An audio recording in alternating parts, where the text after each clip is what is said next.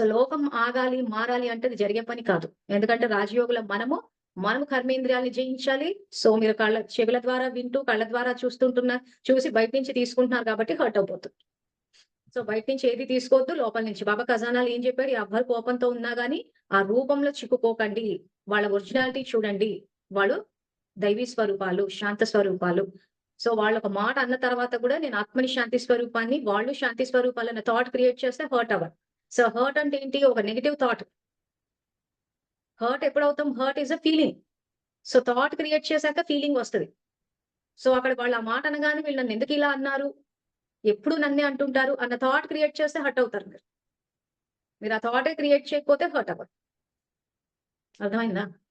So అందుకే బాబా శుభ భావన, కామన, ఆశీర్వాదాలు ఇవన్నీ చెప్పడానికి కారణం. అంటే ప్రపంచం అంతా ఎట్లా ఉన్నా కానీ మనము మన ఒరిజినాలిటీలో ఉండాలి. అవతల వాళ్ళ ఒరిజినాలిటీని చూడాలి. ఇది ఆయన చెప్పే జ్ఞానం. ప్లస్ ఆ రాజయోగం, తాబేలు. సో ఈరోజు మనం మన షెల్లులో ఉన్నామనుకోండి. ఆ చిప్ప ఉంది కదా! అందులో ఉంటే మీకెవరేదన్నా మీకు హర్ట్ అవ్వరు. మీరు దాని నుంచి బయటకొచ్చేసి మిమ్మల్ని మీరు ఎక్స్‌పోజ్ చేసేసుకున్నారంటే కర్మేంద్రియాలని జయించలేదు అనంటే ఇంకా హర్ట్ అయిపోతూ ఉంటాం. ప్లస్ ఆ రోజు వీడియోలో అది కూడా చూపిచ్చాను. ఒక సింహం అంటే ఆ పులి వచ్చేసి దాన్నంతా పీక్కు తినేస్తూ ఉంటది. సో తాబేలేమి హర్ట్ అయిపోవట్లేదు కదా! ఎందుకని? దాని కర్మేంద్రియాన్ని లోపల పెట్టేసుకుంది. అంతర్ముఖి అయిపోయింది. సో కర్మేంద్రియాలు బయటకి చూస్తున్నాయి.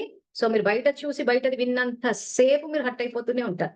సో అంతర్ముఖత జ్ఞాననేత్రంతో చూడాలి అందరిని. అందరిని జ్ఞాననేత్రంతో చూస్తే వాళ్ళ ఒరిజినాలిటీ చూసినప్పుడు హర్ట్ అవ్వరు. అర్థమైందా? సో బయటకి నుంచి తీసేసుకుంటున్నారు. మైక్ ఆఫ్ ఉంది మీది.